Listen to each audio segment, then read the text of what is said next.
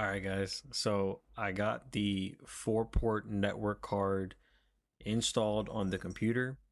I cleaned it, put it back together, and now the time has come. We are going to get Proxmox loaded onto a USB. We're going to get it on the computer, and we're going to start building our virtual environment. Now, guys, I'm using Proxmox because I see a lot of people who are trying to do home labs. They're using Proxmox. So by me using this method also and making the tutorial, it can transfer. If you're watching someone else's home lab video, chances are they're probably going to be using Proxmox. So you can take what you're learning from my stuff and also apply it to other people's videos if you want to follow along with them. So, guys, if you're not familiar with virtualization, essentially what we're going to be doing is creating virtual machines.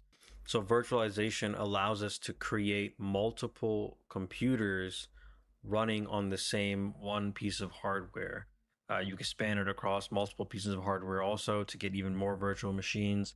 Um, but really, it allows you to avoid having multiples of physical hardware where you can just have one really beefed up piece of hardware, or in our case, a decently strong tower. Proxmox is apparently really lightweight too, so it doesn't even have to be that strong.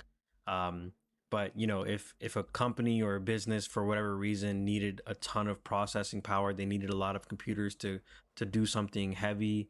Maybe they're doing some kind of like manufacturing or something like that.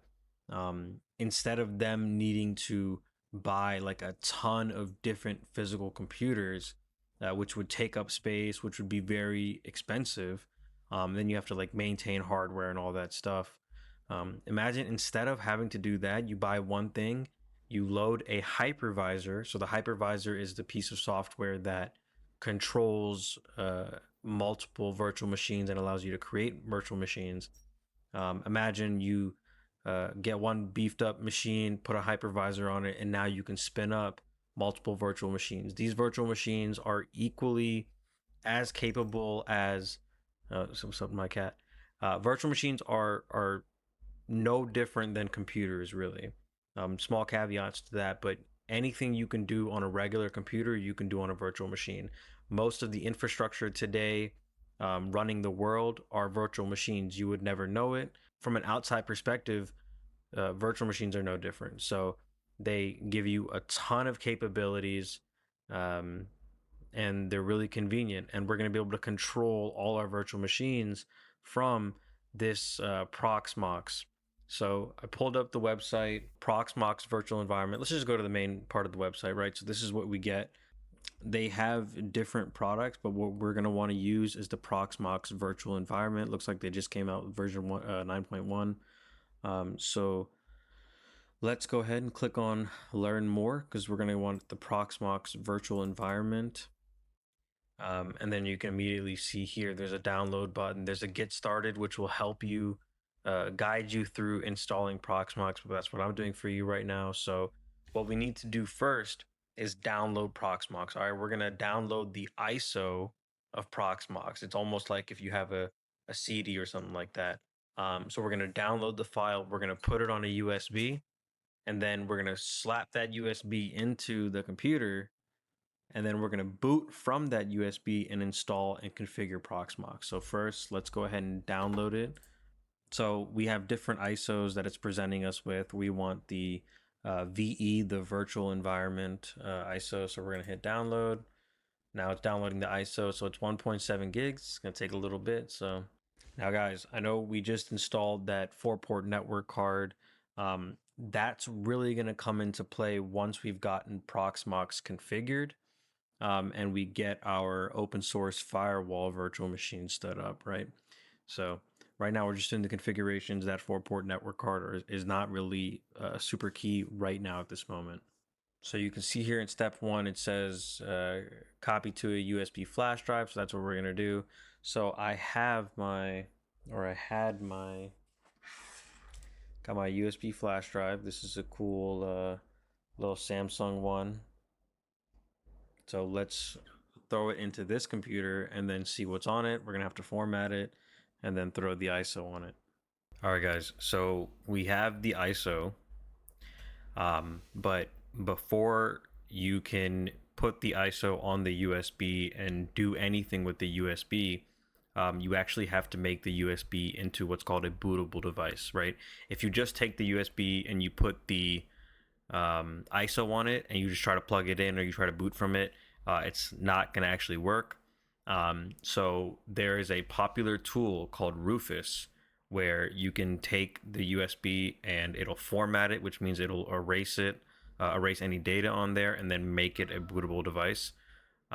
So let's just go ahead and launch Rufus right now. So we got the Rufus application up, and you can already see that it's detecting the Proxmox USB. So this is the USB that I just plugged into the computer. I renamed it Proxmox USB. Now it's asking us to choose that ISO, right? That disk file that has all the data that we need. So I'm going to hit select. And we have here the Proxmox ISO right now. So let's go ahead and hit open. We have the Proxmox ISO selected. It's defaulting to a FAT32 file system. Now guys, if you don't know what file systems are, we're not really going to dive into that, but essentially this is how a storage device handles files. FAT32 is probably the most compatible across different systems. NTFS is another really popular file system, mainly used by Windows. So let's go ahead and hit start. It's warning us that all data on the Proxmox USB is going to be destroyed. Again, that's because we're formatting it and making it a bootable device. So hit OK. And then we'll wait for it to do its thing.